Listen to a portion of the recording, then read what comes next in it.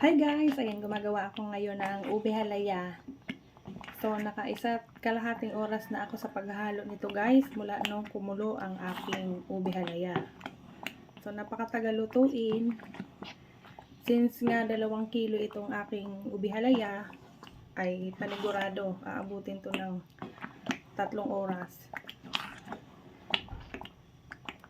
Ayan, napakaganda ng texture ng ating ube halaya. Kailangan niyang mag-set guys. Hindi pwede ang malambot. Kailangan nagmamantika. Yung madali na siyang i-form kapag nilagay natin sa mga lianera or sa tub mismo. Ayan. Kailangan pa niyang mag-thicken. Para lang tayong gumagawa ng biko dito guys. Ayan. So, 2 kilo ng ube. Tapos, gumamit ako ng 4 na peraso ng niyog. Ayan.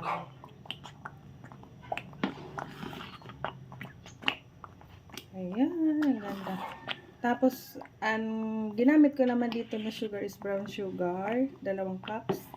At 3 latang condensed milk, yung 390 grams.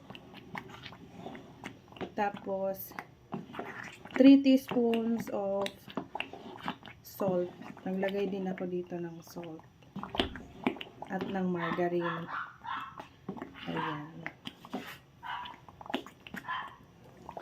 Pwede itong pampalaman guys, or pwede itong kainin as dessert. Ayan.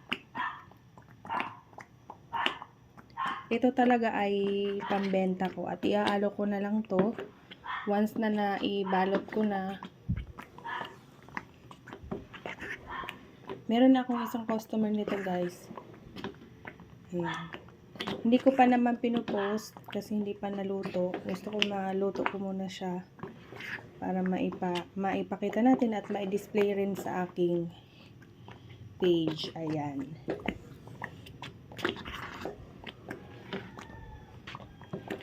Sa punto na to guys, hindi na natin kailangan tigilan ang paghalo nito kasi didikit na to dito sa ating kawali. Natututong ang ilalim na hindi dapat mangyari. Ayan. Para yung texture ng ating halaya ay pare-pareho. Ayan.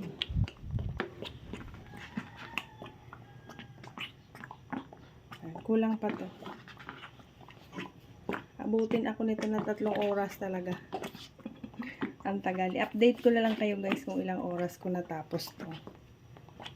So ngayon, 1 kalahating oras na ako. Tapos medyo ayan. Hindi pa siya ganun ka thick. Gusto ko yung lumalaban na sa sa aking sandok. Ayan. Try ko ang 3 oras guys at i-update ko na lang kayo.